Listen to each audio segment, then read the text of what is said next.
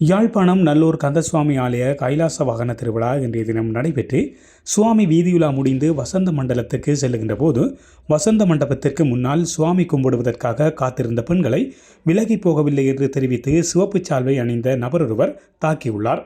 இதனால் வசந்த மண்டபத்திற்கு முன்பாக முருகல் நிலை ஏற்பட்டுள்ளது. தாக்குதலை நடத்திய நபரை பாதிக்கப்பட்ட பெண்களும் அங்கிருந்த பலரும் கடிந்துள்ளார்கள். புதிதாக சிவப்பு சால்வை கட்டிக்கொண்டு நல்லூரில் சுற்றித் திரிபவர்கள் சிலர் அராஜகமான செயற்பாடுகளில் ஈடுபடுவதாக தெரிவிக்கப்படுகிறது.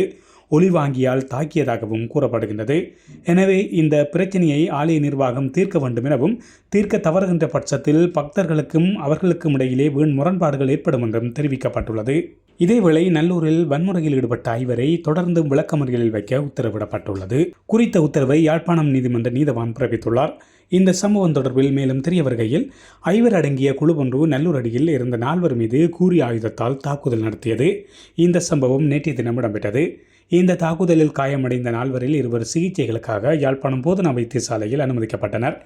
இதனையடுத்து தாக்குதலை நடத்திய ஐவரையும் நல்லூர் அடியில் கடமையில் இருந்த காவல்துறையினர் கைது செய்தனர். இதன் பின்னர் கைது செய்யப்பட்ட ஐவரையும் யாழ்ப்பாணம் நீதிமன்றத்தில் காவல்துறையினர் முன்னிலைப்படுத்தியிருந்தனர். இந்த நிலையில் நீதவான் அவர்களை கடுமையாக எச்சரித்ததன் பின்னர் எதிர்வரும் 26ஆம் தேதி வரை விளக்கமறியலில் வைக்குமாறு உத்தரவிட்டுள்ளார்.